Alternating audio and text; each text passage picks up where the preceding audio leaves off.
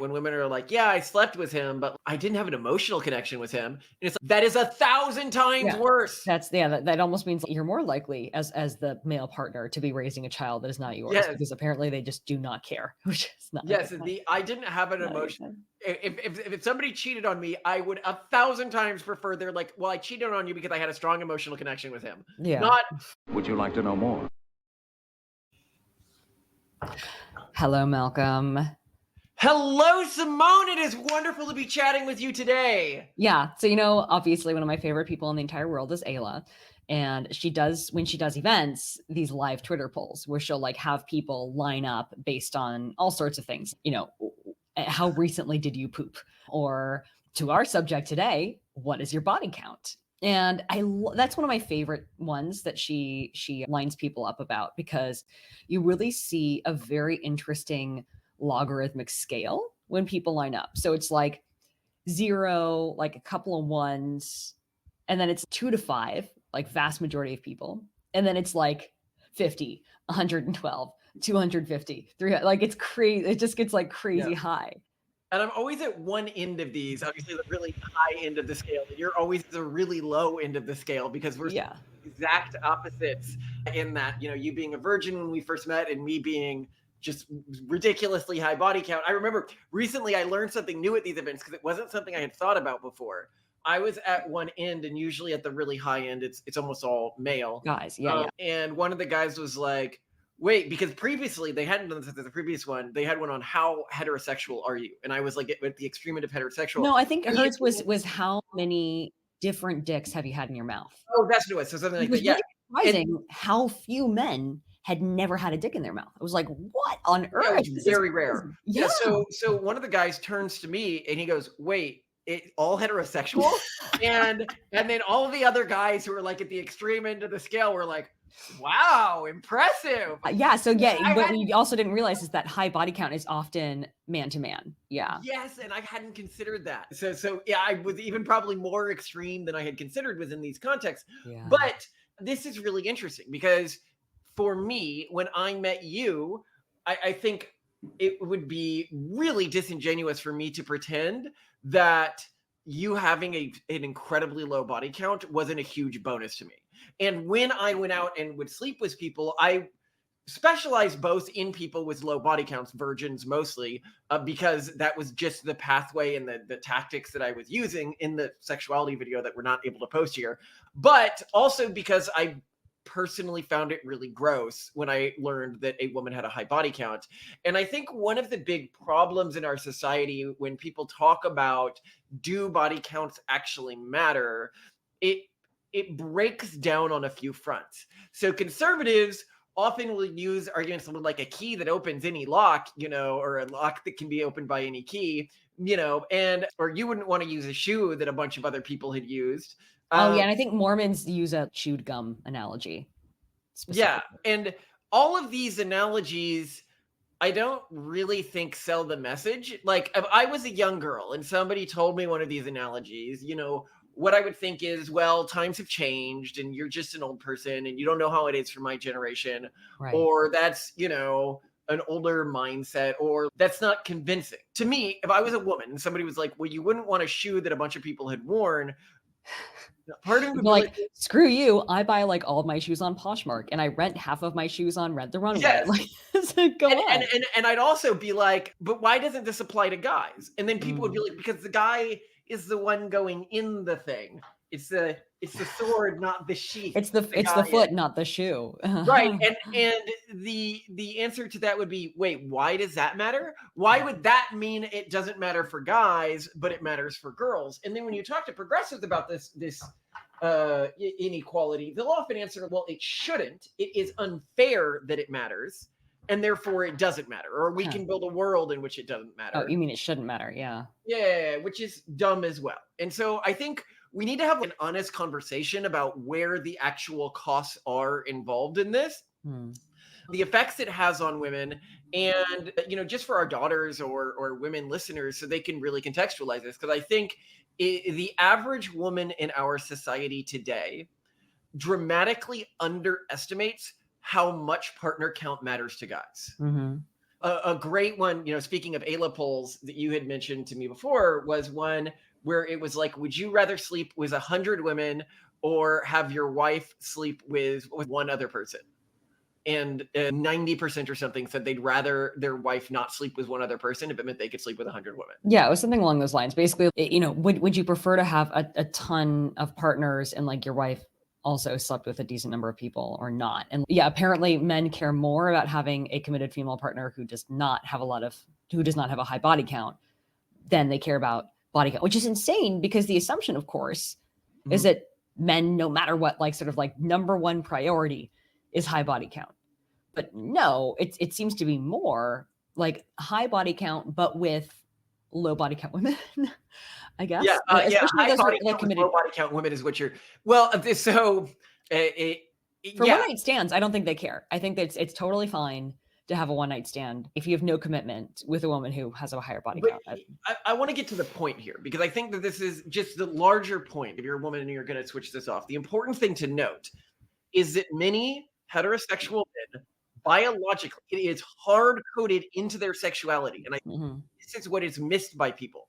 They think it's a choice. If I could choose to not care that a woman had a high body count, it is not that it's an acculturation thing. It is the motivation for this being biologically hard coded in me is there. And I think I'm the type of guy who has enough self-knowledge to be able to internalize when I'm doing something because it's been socialized into me. People should probably notice with me, I really don't, I try to go against the grain of society almost as much as possible when I can. I get great pleasure in doing that. And so if this wasn't biologically hard-coded in me, I don't think I would feel it so strongly. And here's where I'm saying, so if women are trying to get, okay, a guy right now who I feel is pretty honest with me on this show, he's telling me how much it matters. I'll try to give you a curve of how much it matters because there's a few things that I think women miss with body count as well. They think that any guy that they sleep with adds to their body count in the same way. And that is just not true. If I was a girl and I know that she has been in multiple long-term monogamous relationships with guys, like, yes, she slept with like maybe 4 different guys, but she dated all of them for 2 or 3 years. I've met them, I like them, and I respect them. To me, she's really not that different in terms of attractiveness than a virgin. I mean, okay, a virgin's wrong. Let's say somebody who slept with 2 people. Virgins are like a whole other tier of attractiveness when you're talking about guys who are sensitive to this. But if you go down from that, just one tier, there really isn't that much different between 2 and 5 when you're dealing with these sorts of women. When a woman has slept with a guy who I look down on, that like is someone you think is gross. What do you mean look down on? Can you elaborate on that? yeah, I think is gross, pathetic. I think that they just play women. I think that, Who you ideologically don't agree with? not ideologically don't agree with, that I think as lesser, like low quality male. So who you think reflects poorly upon the taste of the woman, maybe? Yes. But this could also be like a player. Like if a guy is attractive, but he's, kind of a player, I would say that almost immediately for me, for women who are trying to get a like feel of how much this matters for guys, I would find them so unattractive, I would be unable to sleep with them. Oof. I would certainly be unable to date them. And I think that women don't understand the damage they take, even with a low body count, if it is with a hookup they had at a bar or otherwise disreputable men. That women should be really, really sensitive to that. Yeah. And that once they enter that scene, often it's only that kind of guy that they can really date, and guys that have, for whatever reason, no biological sensitivity to body count. And I haven't seen studies done on this, but anecdotally from like me talking around men, my read is about 60 to 70% of men have a fairly high body count sensitivity, and about 30 to 40% have very little to no body count sensitivity.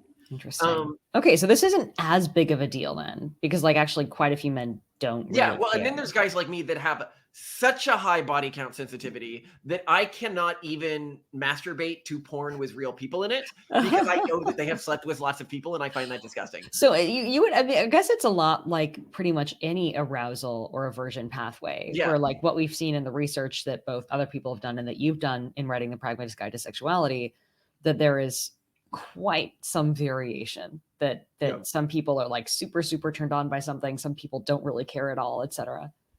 Well, and then it has a normal distribution within it. So there was some Mhm. studies done, and the weird thing is it's like they've been wiped from Google.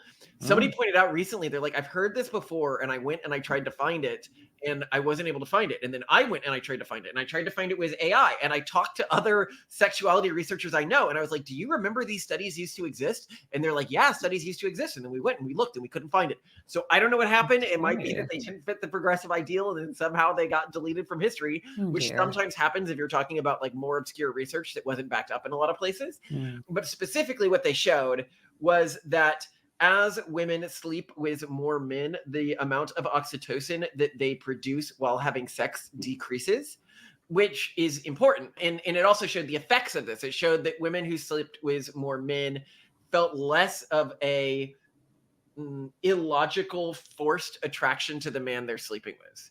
And so this is a really important thing to note for like young girls or girls who are thinking about this decision, is the way that your body reacts to sex changes when you have lots of partners. And we've talked about this on other shows.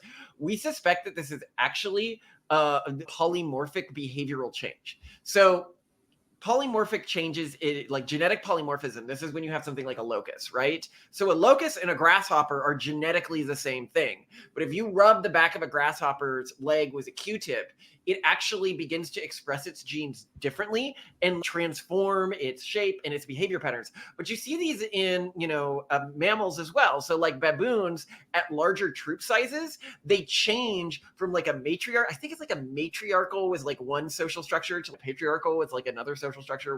I can't remember exactly what it is, but basically their entire social structure changes above certain populations, or when they're in areas that have unusually high amounts of resources. And we should expect that we likely have some similar sorts of like weird things within humanity. Well, Yeah. we know from anthropology that humans can organize themselves into either polygynous groups, that's one man, many women, or monogamous groups. Those are the two primary types of groups. Now, it's really a slider. All monogamous groups are polygynous when you're talking about the wealthiest men in a culture. Right. As we say, the most monogamous culture today, when people think, well, what's like a tradcast? What's the height of the tradcast empire? Louis the 14th, right? So yeah, and he had a lot of women. So it's important to note that it's always a slider, but it's mostly monogamous to. So this would allow for female biology to automatically adapt to her environment, even if she grew up in a monogamous tribe, but that tribe was like raided and she was captured by a tribe that now used her as like a, let's not get this demonetized.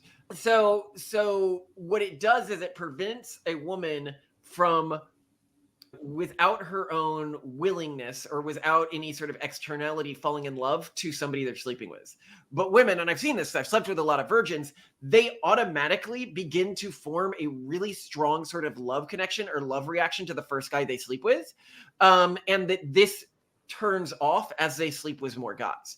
Now, this can have a few negative effects. One of the biggest negative effects happens when women want their later relationships to have the same spark as early relationships. Or expect it. So when they get ready to get married, they will discount new partners they've met because they don't have that same love connection that they felt with their original partners. And they assume that that's not because these partners are, that they've had more partners, but it's because that partner is not good, as good as the first one. So they keep looking when instead they may have found a really great partner. So yeah. Yeah, and that's a really negative thing. But also keep in mind that, and this is important, that it can be good for a woman. If a woman doesn't want to be illogically brainwashed by her Right. biology into Right. liking whoever she happens to randomly be sleeping with, this is actually really useful. It's really useful for a woman who's sleeping around a lot, that this system turns off. Yeah, I mean, she's less likely to be manipulated or exploited by the people that she's sleeping with because they will have less emotional control over her.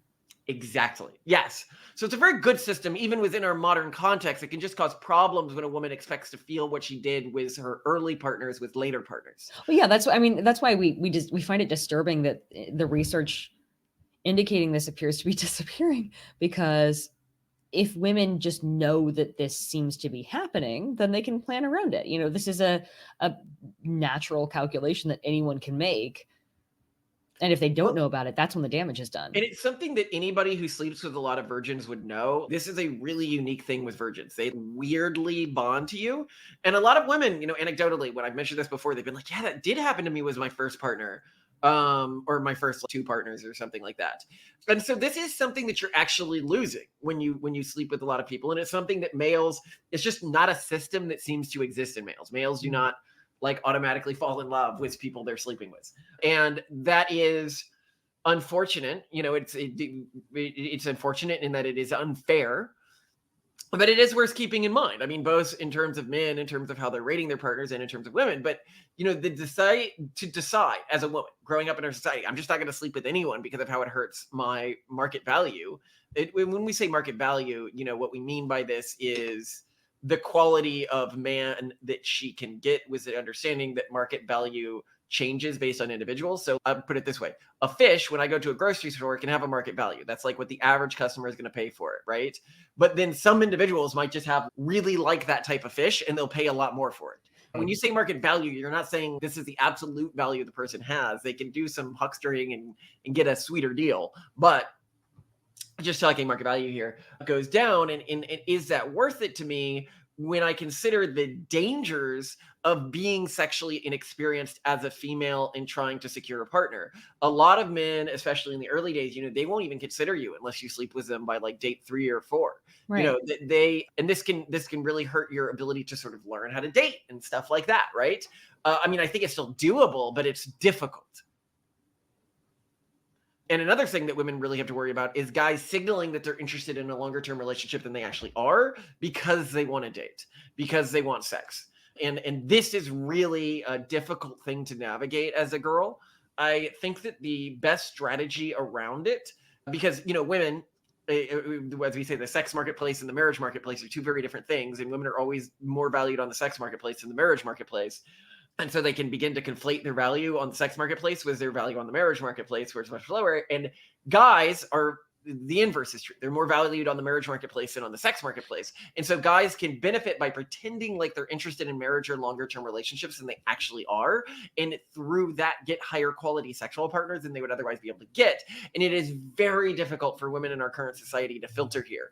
The core ways to filter is, Facebook official, public signaling of your relationship before you engage with someone sexually.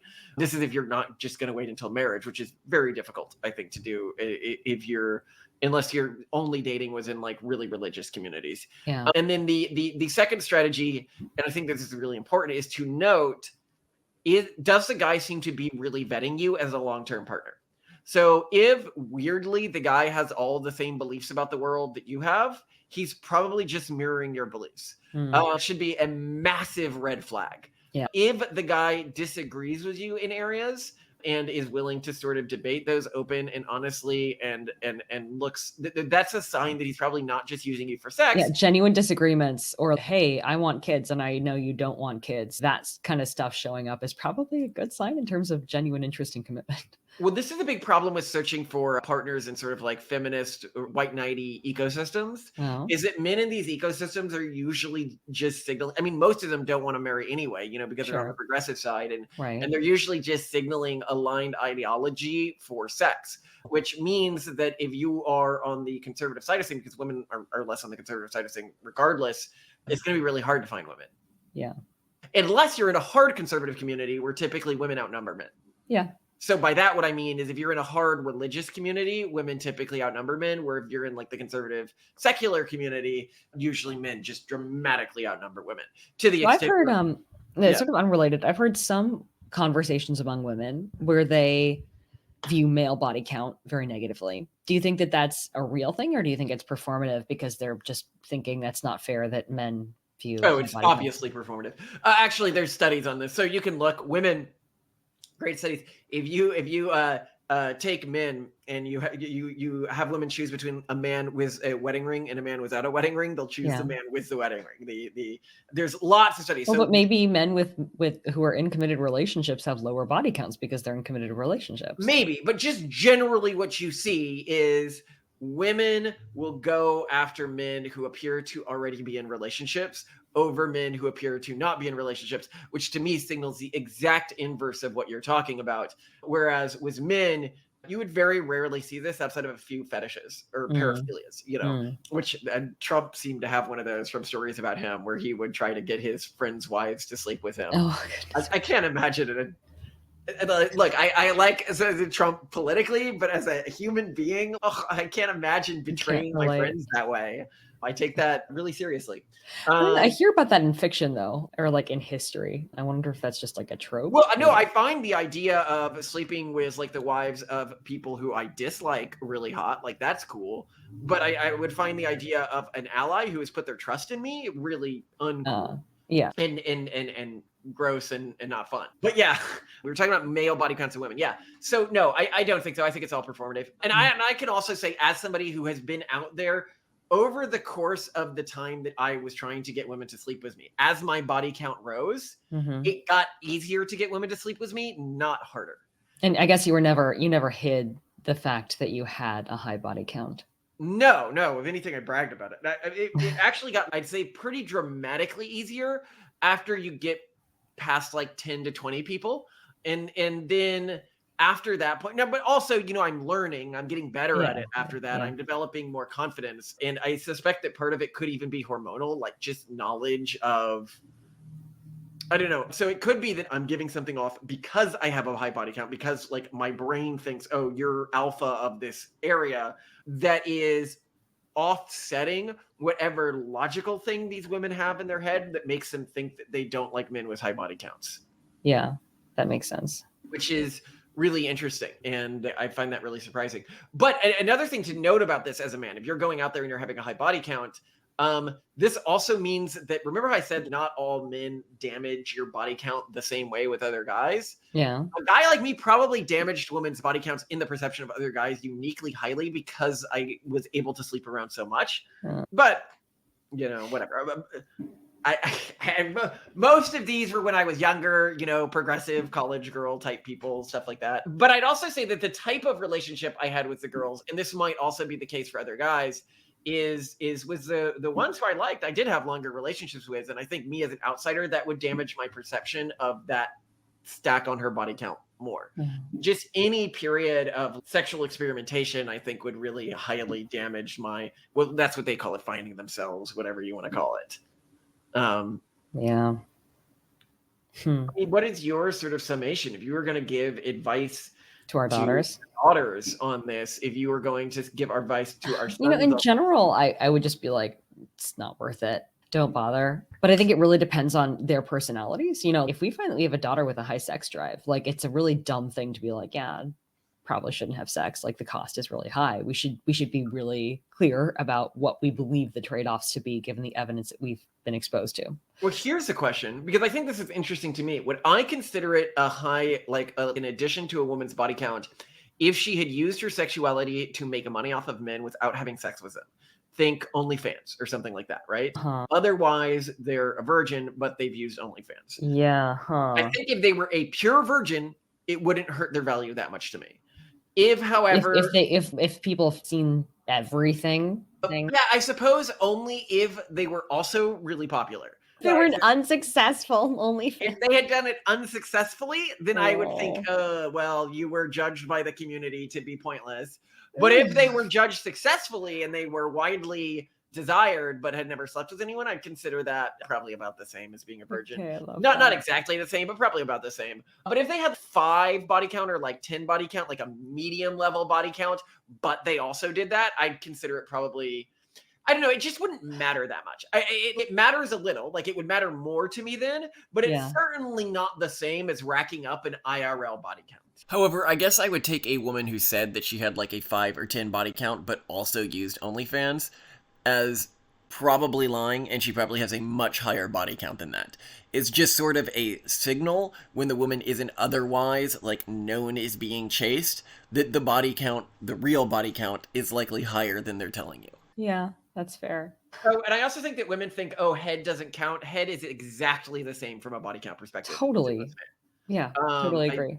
I don't know why a woman would think that it wouldn't count. I guess it's like brain Well, magic. But when you're giving Mormons somebody don't head, count you're it. really in a So submissive position to them, yeah. which is actually kind of worse than even just regular sex. Mm. Actually, I heard a story.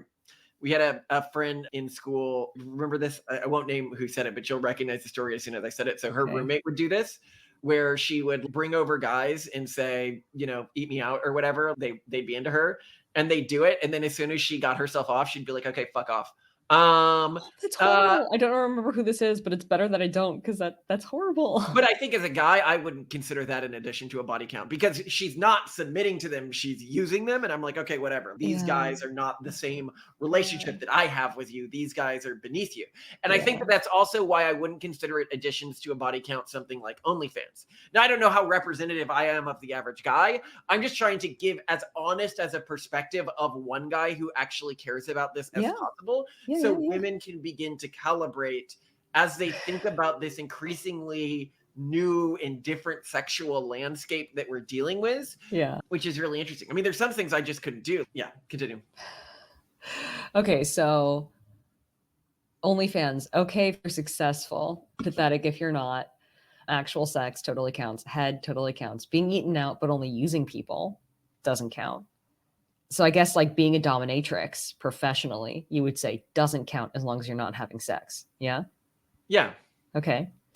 Okay. And Yeah, this is I'm seeing a what pattern. I'm talking about here is none of this is like the way I'm socially conditioned. I'm just saying here, like, what seems to trigger my biological, this body count matters instinct. Yeah. Because I imagine it's probably pretty similar to many other guys. Yeah, totally. Yeah, I imagine this. I mean, it makes sense because also what you're looking at is I think it's a very instinctual dislike of the idea of finding yourself raising and using your resources on a child that is not biologically yours. Yeah. And the scenarios you're describing in which it's not really a problem are not scenarios in which a woman would be impregnated by another guy. So Yeah. pretty straight. The one counterexample to this would be trans women, which for whatever reason my body just instinctually recognizes as being the sexual equivalent of a woman who has slept with a really, really, really large number of guys. Almost sort of a maxed out body count in terms of the instinctual response I get to them. And obviously, if other guys have this same reaction, it would partially explain why dating is so much harder for trans women. But then this actually brings a point when women are like, yeah, I slept with him, but I didn't have an emotional connection with him. And it's like, that is 1,000 times Yeah. worse. That almost means you're more likely as the male partner to be raising a child that is not yours Yes. because apparently they just do not care, which is not. Yes, I didn't have an not a good emotion. sign. If somebody cheated on me, I would 1,000 times prefer they're like, well, I cheated on you because I had a strong emotional connection with him. Yeah. Not I cheated on you, but I didn't have an emotional connection with him. I'd be like, Right. that is so much worse than the alternative. Really bad, really bad. Yeah, yeah, that all makes sense. Oh, this is I guess some pretty valuable stuff. Maybe instead of having the talk with our daughters, we can just send them to this video. Yeah. And they can decide whether or not to, you know what, actually, we'll just send it to their friends and then their friends will tell them because they don't want to hear it from us. You know, that's just gross. So we have a plan here. Glad we got this recorded. Good game. I love you, Malcolm. You're amazing. Oh, you're the best.